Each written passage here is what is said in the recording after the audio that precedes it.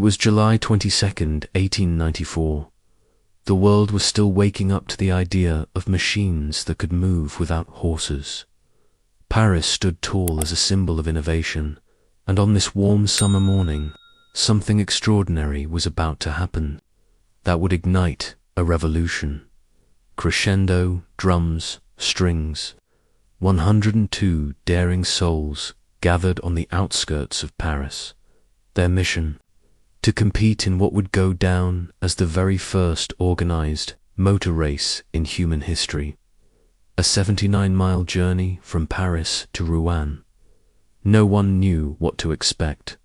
There were no racetracks, no pit stops, no safety measures, only ambition, oil, smoke and the thrum of the unknown. Chapter 1: The Spark of a New Age.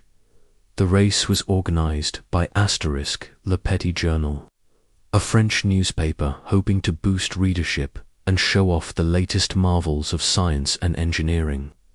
But this wasn't just a publicity. Stunted was the birth of MOTORS, PORT.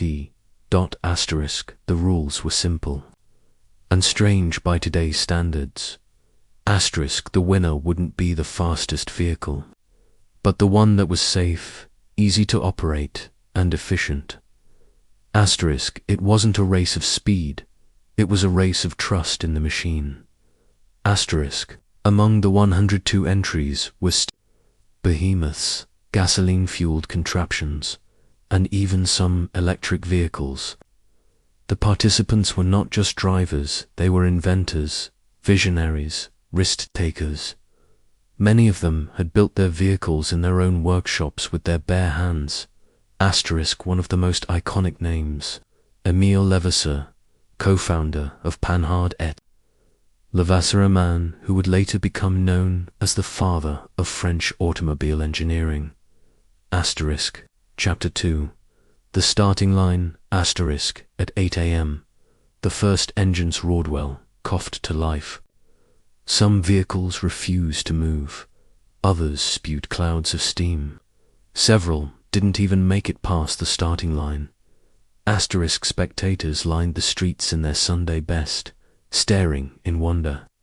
Children ran alongside the vehicles. Horses bolted in fear. The noise was unimaginable for a world still used to silence on the roads.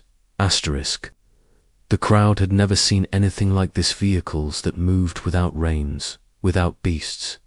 Some feared them, others cheered. But no one could look away. Chapter 3: The Madness of the Road. The road to Rouen was long, dusty, and treacherous. Modern tires didn't exist. Suspension was primitive. Most vehicles broke down within the first 20 miles. Competitors stopped to make repairs on the side of the road, sweat pouring down their faces, oil staining their hands. One driver's vehicle caught fire. Another ran out of fuel and had to beg locals for alcoholies, the drink, to get the engine going again.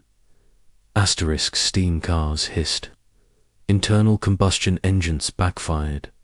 The smell of burning coal and gasoline filled the air.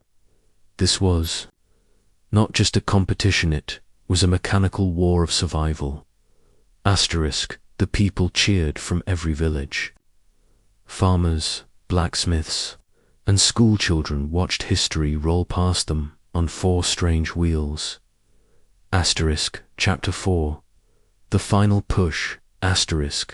Only 21 vehicles made it to the halfway point.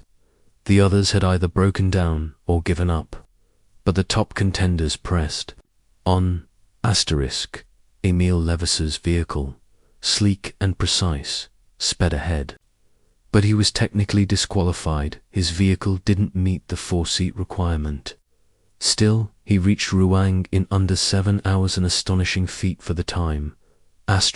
In the end, the official joint winners were Count de Dion, driving a tractor-like vehicle, and Albert Lemaitre, driving a petrol-powered Peugeot.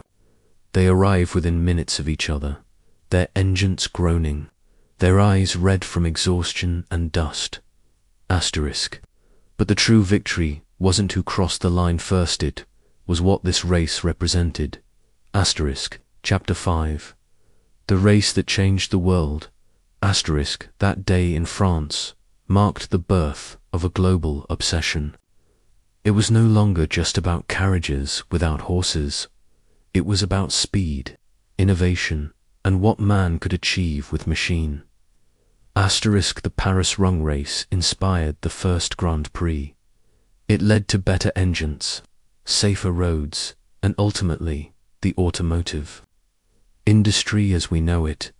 Asterisk. From those early steamers to today's hypercars that hit 250 miles per hour, every roar of an engine owes something to that morning in 1894. Asterisk.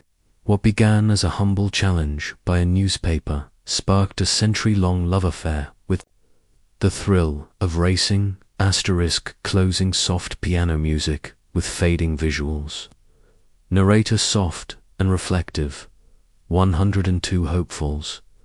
Asterisk. 79 miles of uncertainty and one world forever changed. This wasn't just a race. Asterisk. It was the ignition point of a revolution. And it all began on the dusty roads between Paris and Rouen. Fade to black.